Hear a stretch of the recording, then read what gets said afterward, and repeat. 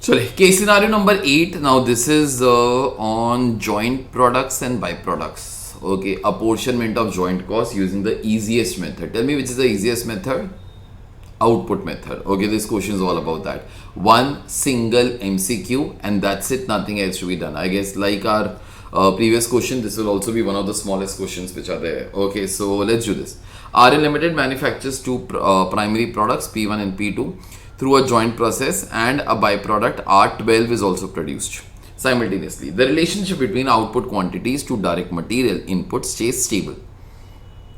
This line will not have much meaning. It only tries to tell you, like, there is always a constant relationship that happens. Example, if you say put 10 kgs inside, okay, 5 kgs of this will come out, 3 kgs of this will come out, and 2 kgs of this will come out. Okay, I'm not saying these are the numbers in this question, okay, but just I'm trying to tell you that this relationship will remain like that only. Further, to allocate joint production cost use to the primary products, please do remember these are the primary products. Okay, the company uses physical volume method. Physical volume method means output method.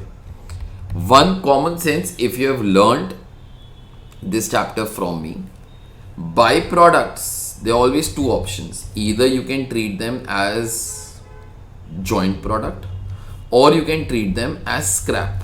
Okay, if you treat them as joint product, then joint cost will get allocated to these products also.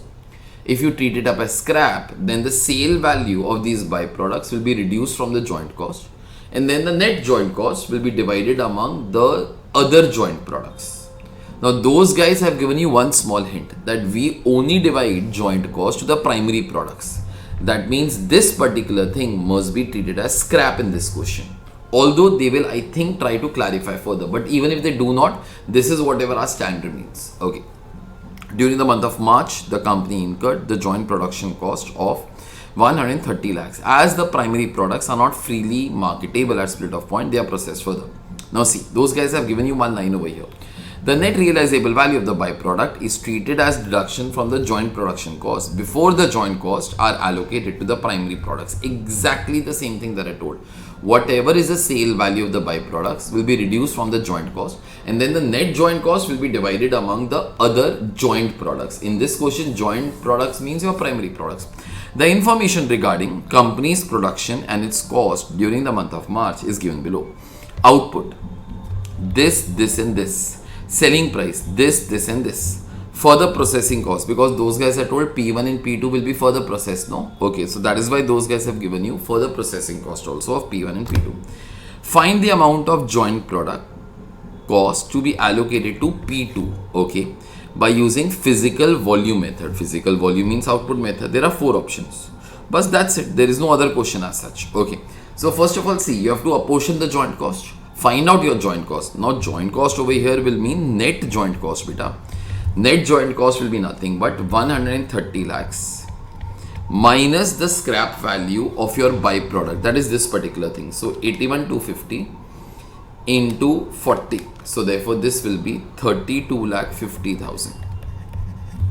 So minus 130 lakhs.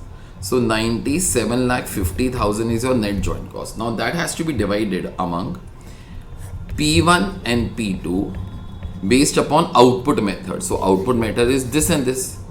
1,95,000, 3,90,000. Okay.